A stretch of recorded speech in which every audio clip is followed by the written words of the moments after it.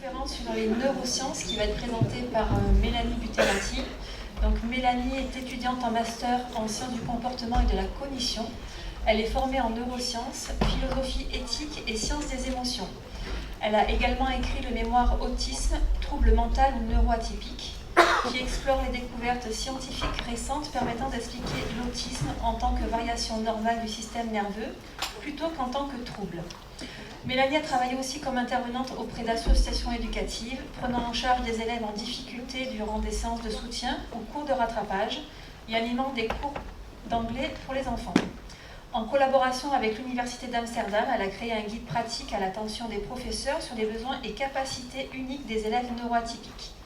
Pour les professionnels de l'enfance, l'étude des neurosciences et de la neurodiversité est un appui central. Elle permet d'agir sur la cause des comportements problématiques et de soutenir les processus naturels d'apprentissage et d'intégration sociale des enfants. Mélanie. Bonne conférence.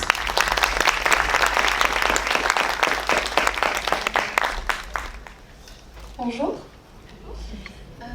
Alors déjà, je suis ravie d'être ici pour ce programme. Je suis très contente de vous parler des neurosciences. Je pense que c'est un sujet dont pas mal de personnes ont déjà entendu parler. Mais c'est difficile de savoir exactement de quoi on parle et en quoi ça consiste. Donc, au niveau des neurosciences aujourd'hui, premièrement, ce qu'on va faire, c'est qu'on va définir les neurosciences et la neurodiversité. On va poser les bases et on va savoir de quoi on parle. Ensuite, on va utiliser les bases des neurosciences et de la neurodiversité pour savoir comment mieux comprendre les enfants neuroatypiques, donc les enfants qui présentent des troubles. Et en dernier, on va voir comment optimiser l'éducation et l'engagement social en s'appuyant sur les connaissances qu'on a eues au sujet des enfants neuroatypiques.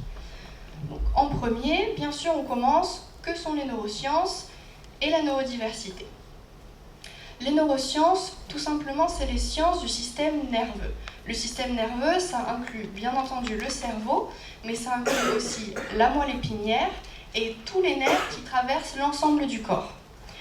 Nous, parfois, en tant que professionnels de l'enfance ou de l'éducation, on va surtout être confrontés au comportement des enfants, au comportement des individus. C'est la première échelle d'étude des neurosciences, c'est une des échelles d'étude.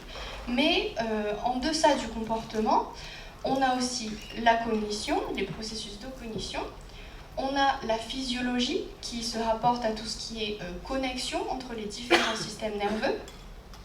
On a le niveau cellulaire, donc le niveau cellulaire, on entend par exemple parler des neurotransmetteurs comme la dopamine ou la sérotonine, donc ça se passe à ce niveau-là.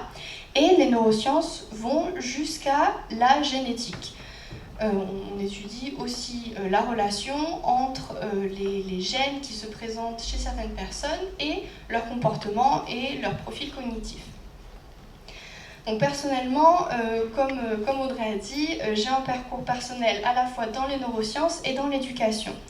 Donc au niveau des neurosciences, je ne me suis pas trop concentrée sur tout ce qui est génétique ou cellulaire. Ça a été plutôt aux échelles plus grandes, donc comme la cognition et comme l'étude des émotions, la science des émotions. J'ai été aussi formée en philosophie éthique. Et ensuite, j'ai décidé de me spécialiser dans les neurosciences du comportement, de l'apprentissage et de la personnalité.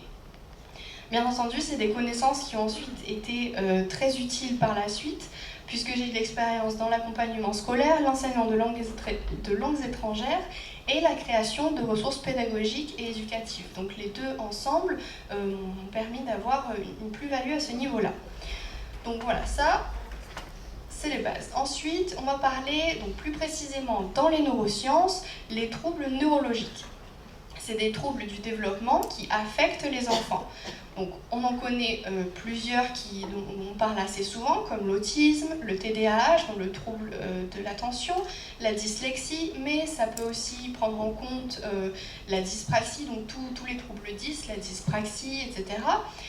Et parfois des troubles comme le syndrome de Tourette qui peuvent être inclus dans les troubles du développement qui vont affecter l'enfant. Traditionnellement, ces troubles, on les aborde de façon pathologique. Donc c'est-à-dire qu'on les aborde en les considérant comme des maladies, comme des troubles qui sont intérieurs à l'enfant. On va prendre vraiment, on a cette idée d'étudier simplement le comportement de l'enfant en lui-même et l'attribuer à sa cognition interne et ne pas vraiment aller plus loin. C'est un peu l'approche pathologique classique.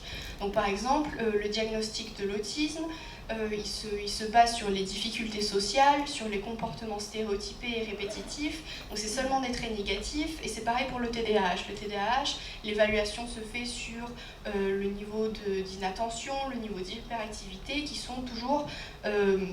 il y a toujours cette concentration sur des signes externes et négatifs. Et on prend rarement en compte le contexte socio-environnemental des enfants et la façon dont ça influe leur comportement. Donc c'est là où vient en place le concept de la neurodiversité. La neurodiversité, tout simplement, ça décrit les variations au niveau cognitif de la biodiversité humaine.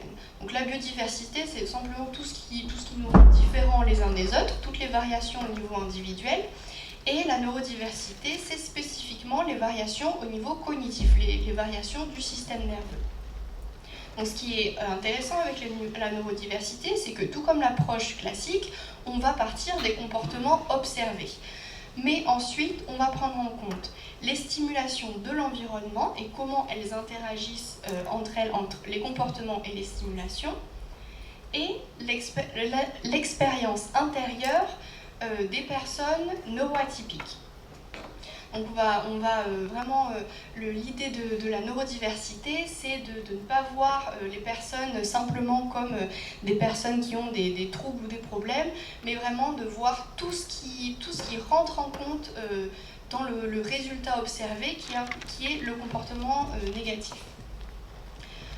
Dans les neurosciences, le concept de la neurodiversité, il est très intéressant.